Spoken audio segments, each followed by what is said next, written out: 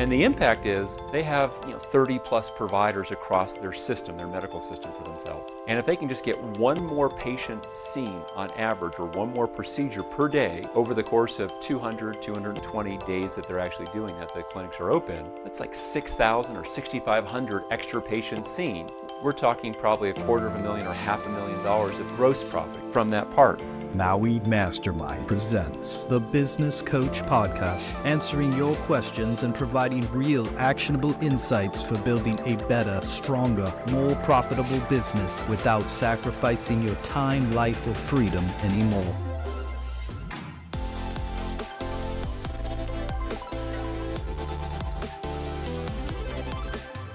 Welcome to the Business Coach Podcast. This week I wanted to do something special. As I'm recording this, before I take an extended break from the business, a bit of a sabbatical, one of the things that right now it's really the 3-year anniversary of someone who was becoming a friend of mine who passed away unexpectedly. His name was Jason Jennings, and Jason was an author, a business consultant, an entrepreneur, a media personality. He'd written, I think, 7 or 8 New York Times, Wall Street Journal best-selling business books, including my favorite is called Less is More. More on that in a moment. But Jason was also a bit of a mentor of mine. And we were about to do a joint event right toward the first early part of COVID coming out.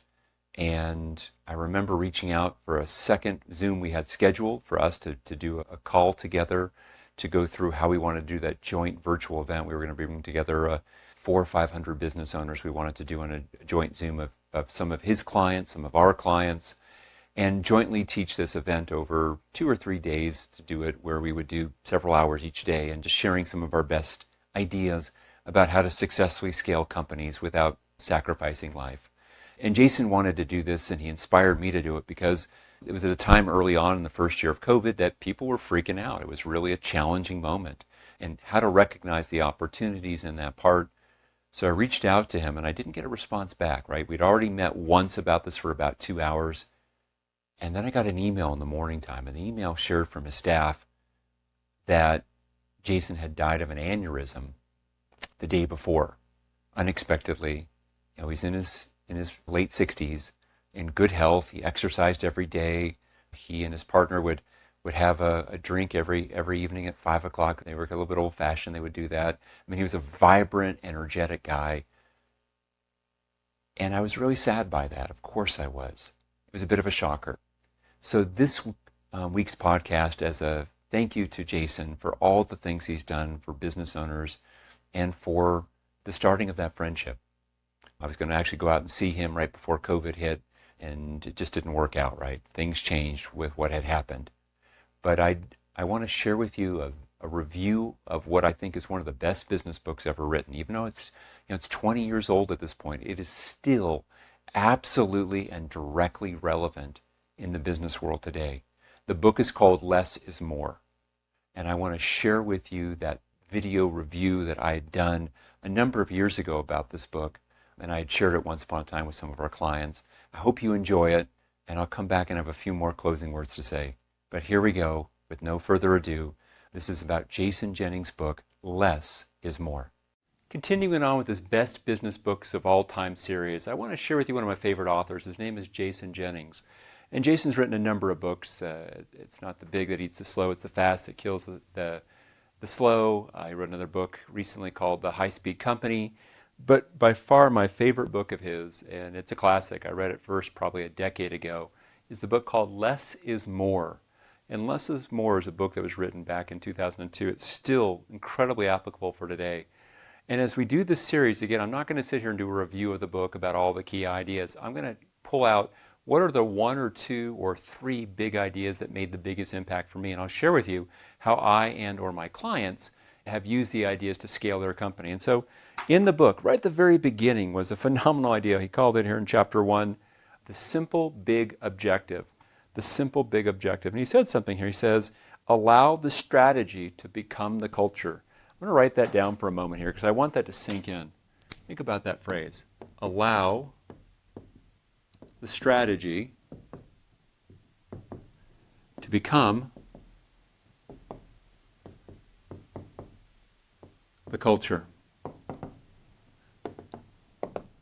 And what he's done in this book is he's looked at and he's taken a close look at a dozen different incredibly successful companies, companies that have grown well beyond the comparison companies in their world.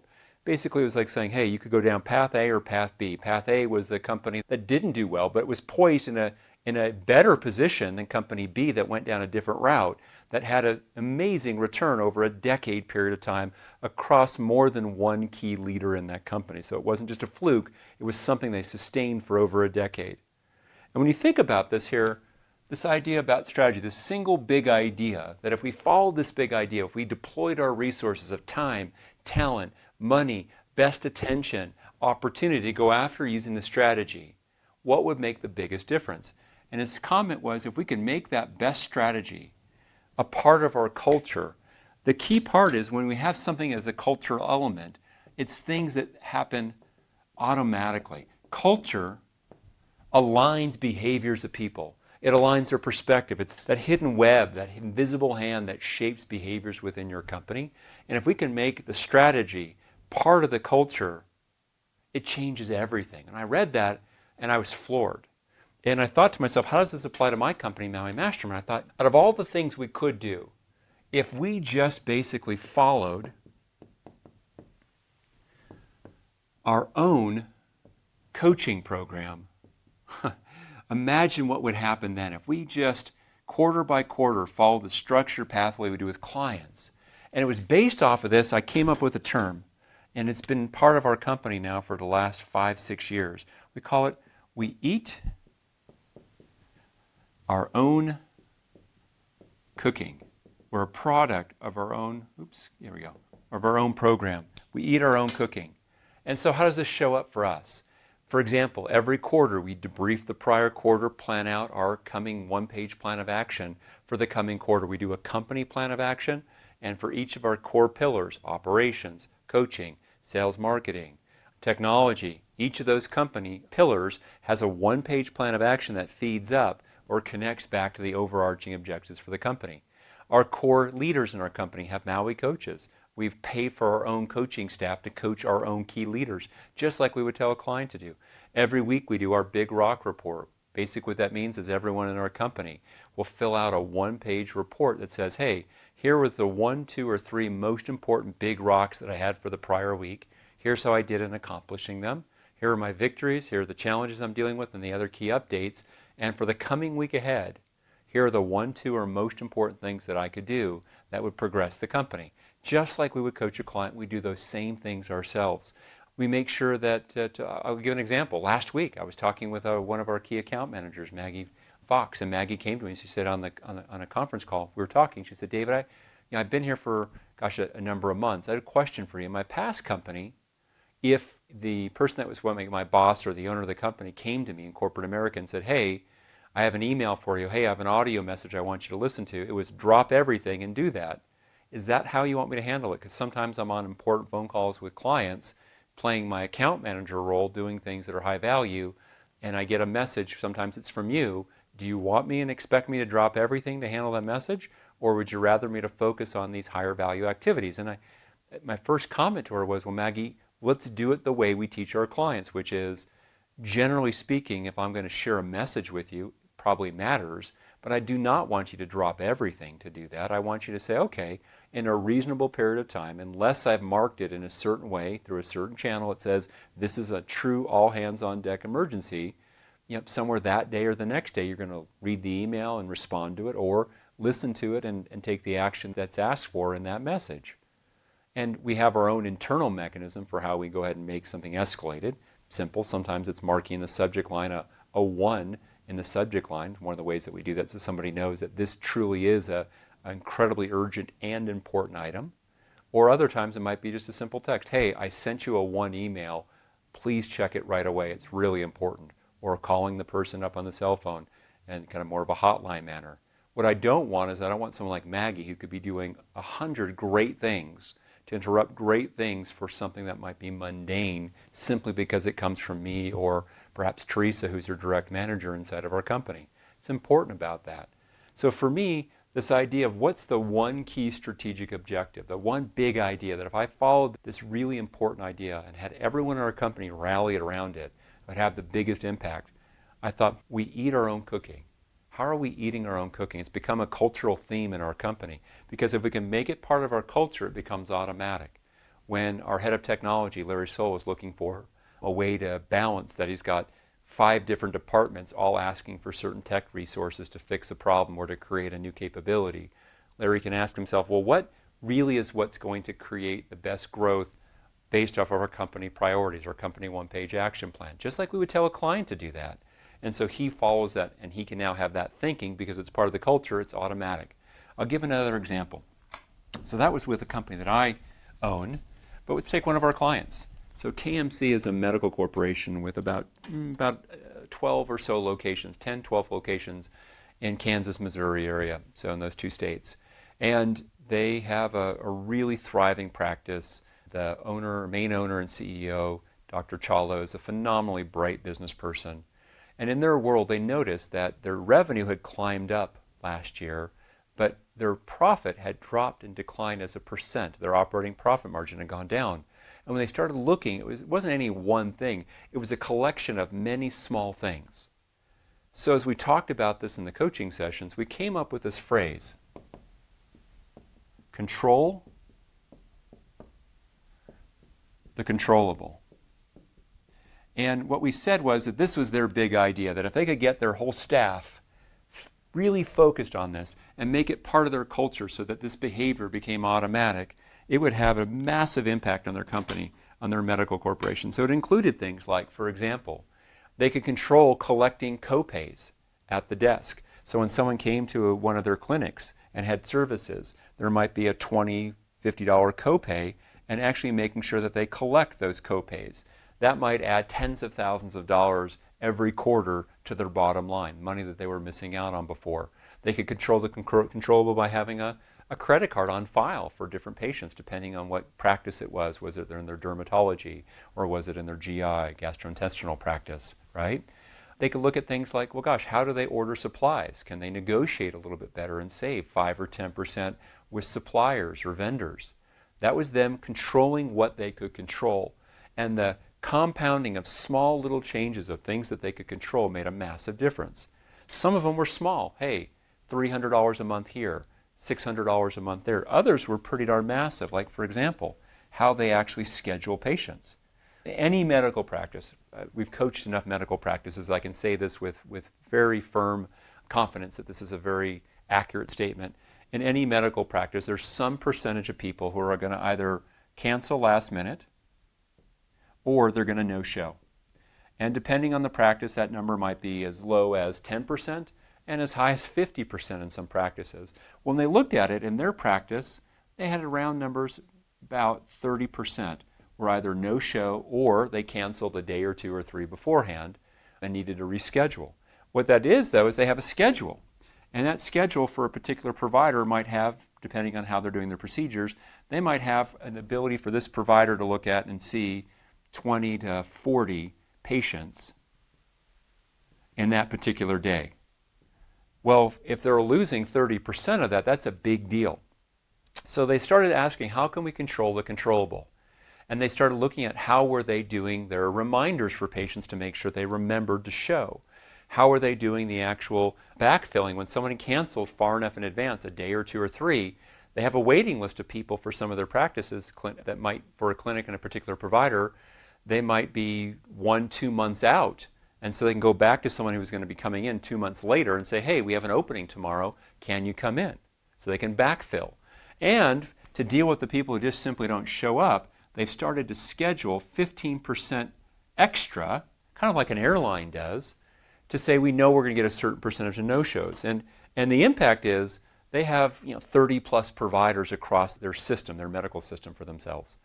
And if they can just get one more patient seen on average, or one more procedure per day over the course of 200, 220 days that they're actually doing that, the clinics are open, that's like 6,000 or 6,500 extra patients seen.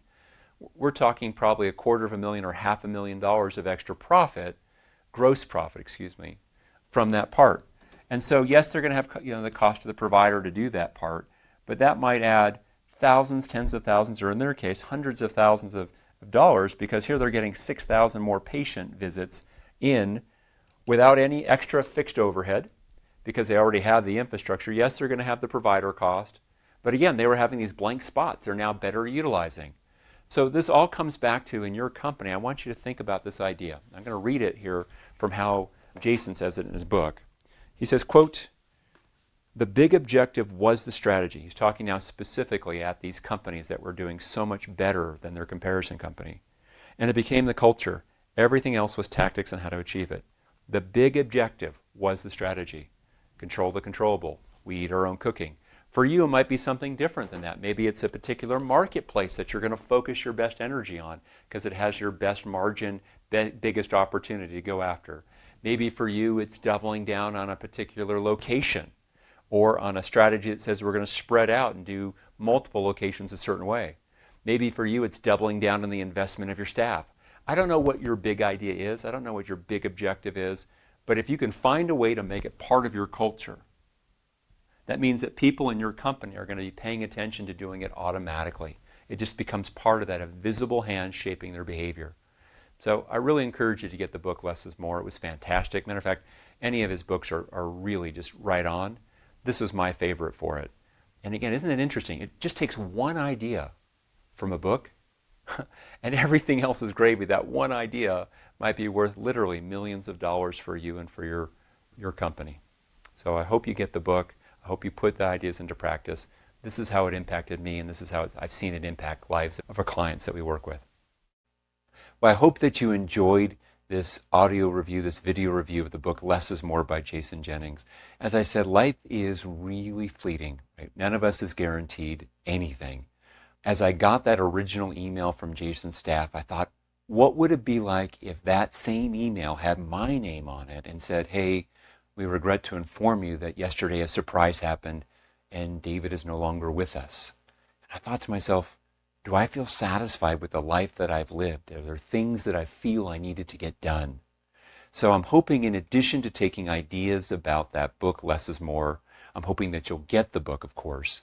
But in addition to that, I hope that you'll take the example for how Jason lived his life, this idea of how do we make sure that we're not leaving our life unlived.